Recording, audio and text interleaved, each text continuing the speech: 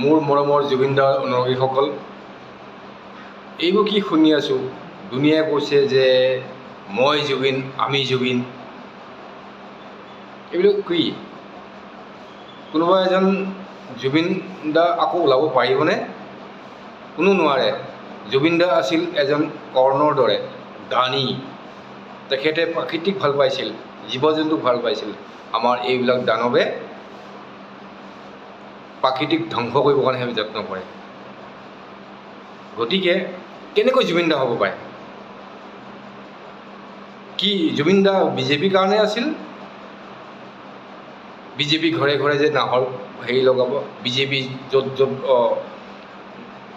মন্ত্ৰী আছে ত'ত ত'ত স্কুল খুলিব, সংগীত স্কুল খুলিব, কি বিজেপিৰ কাৰণে আছিল নেকি জুবিন দা? নাই, অসমৰ কাৰণে আছিল জুবিন দা। গতিকে গোটেই অসমতে লগাওক নাহৰ গছ, গোটেই জেগাতে স্কুল খুলি দিয়ক, সংগীত স্কুল ডিষ্ট্ৰিক্টে ডিষ্ট্ৰিক্টে। অঁ, এইটো কি মানে পক্সবাজি হ'ল নে? হয় নহয় কওক, আপোনালোকে কওক, পক্সবাজি হয় নে নহয়? চাওক, এই ভিডিঅ'টোৰ জৰিয়ে আপুনি দেখিব পাব কি কৈছে জুবিন দাই। তেওঁলোকে এতিয়া ন্যায়ৰ বাবে ৰাজপথত নামিছে আৰু তেওঁলোকৰ যিটো প্ৰতিবাদ হ'ব, সেই প্ৰতিবাদটো হৈছে ময়ো জুবিন, আপুনিও জুবিন। এতিয়া প্ৰথম কথাটো ক'ব বিচাৰিছো, মানুহে ইমান মিছা এক্টিং কেনেকে কৰিব পাৰে আৰু ইমান মিছা কথা কেনেকে ক'ব পাৰে? জুবিন গাৰ্গ দেৱৰ ন্যায়ৰ বাবে এতিয়া চৰকাৰ কাৰ? বিজেপিৰেতো চৰকাৰ হয়, মানে চৰকাৰৰ এগেইনষ্টত বিজেপি কৰ্মীয়ে আন্দোলন কৰিব। মানে ক'বলৈ গ'লে পুলিচে এতিয়া নিজৰ হাতত হেণ্ডকাফ পিন্ধিব লাগিব, তাৰ বাহিৰে একো নাই। চোৰক ঘৰত বৰপিৰা পাৰি দি পেলাই মানুহক দেখা বাৰীত চোৰ বিচাৰি ফুৰিলে নহ'ব নহয়। কথাটো তেনেকুৱা হয় নে নহয়? এতিয়া যদি সঁচাকৈ ময়ো জুবিন, আপুনিও জুবিন যদি এনেকে হৈছে, জুবিন দাক যদি সঁচাকৈয়ে সন্মান কৰে, বিজেপিয়ে এটা কেম্পেইন লঞ্চ কৰিব 23 তাৰিখৰ পৰা, ময়ো জুবিন, আমিও জুবিন। এই গোটেই কেম্পেইনটো পজিটিভ কেম্পেইন হ'ব।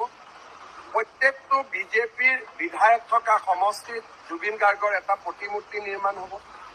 জুবিন গাৰ্গৰ নামত বিধায়ক থকা প্ৰত্যেকটো সমষ্টিত আৰু ভূপেন হাজৰিকাৰ নামত 2খনকৈ সংগীত বিদ্যালয় হ'ব। এইটো বিজেপিৰ ইনিচিয়েটিভত হ'ব, চৰকাৰে নহয়। তৃতীয়তে, বিজেপিৰ সকলো সদস্য ঘৰত এজুপিকৈ নাহৰ গছ নাই। মোৰ কোনো ভগৱান নাই, মোৰ ধৰ্ম নাই, সেয়া কি আন্দোলন? কোনোবাই ক'ব মোৰ ভগৱান নাই, সেয়া কি আন্দোলন? মন্ত্ৰী হিমন্ত বিশ্ব শৰ্মা বনাম জুবিন গাৰ্গ। কা বিৰোধী আন্দোলন আৰু চৰকাৰৰ কা সমৰ্থনৰ মাজতেই এতিয়া বাকযুদ্ধ তুংগত উঠিছে মন্ত্ৰী হিমন্ত বিশ্ব শৰ্মা আৰু শিল্পী জুবিন গাৰ্গৰ। কা বিৰোধী আন্দোলনত যেন প্ৰশ্ন উত্তৰৰ যুঁজ জুবিন হিমন্তৰ। মন্ত্ৰী হিমন্ত বিশ্বৰ একনায়কত্ববাদৰ কথা জুবিনৰ মুখত। আমিও আমাৰ ষ্ট্ৰেংথটো দেখুৱাবলৈ চেষ্টা কৰি আছোঁ। তেওঁলোকেও বিচাৰি আছে তেওঁলোকৰ একনায়কত্ববাদ, সেইটো আমি ধ্বংস কৰিবই লাগিব। গোটেই ৰাইজ একেলগে ওলাই আহিছে যেতিয়া। জুবিনে কয় অহা নিৰ্বাচনত বিজেপি নিশ্চিহ্ন হ'ব। মন্ত্ৰী হিমন্তই কয় 100খন আসন পাব বিজেপিয়ে। আজিয়ে গ্যাৰেণ্টি লিখি থৈ দিয়ক, আজিয়ে ইয়াত গ্যাৰেণ্টি লিখি থৈ দিয়ক, বিজেপি 100টা চিটত এই কাৰণেই জিকিব কাৰণ আমি ৰাইজৰ হৈ কাম কৰিম, কাম কৰি আছো। মই ভাবোঁ বিজেপি একো নাইকিয়া হয়, আপোনালোকে নিশ্চয় ভিডিঅ'কেইটা চালেই সম্ভৱ। গতিকে এতিয়া আপোনালোকে কওক যে জুবিন দাৰ অনুৰাগী কোন, বিজেপি নে অসম? গোটেই অসমখন হ'ল জুবিন দাৰ অনুৰাগী হয়, কিন্তু বিজেপি কেতিয়াও হ'ব নোৱাৰে। ভিডিঅ'কেইটাত আপোনালোকে চাওক, চাই পেলাই মোক জৰুৰ জনাব এবাৰ, তেতিয়াহে মই কাইলৈ আকৌ এটা ভিডিঅ' বনাব পাৰিম। উৎসাহ এটা হ'ব মোৰ বনাবৰ কাৰণে।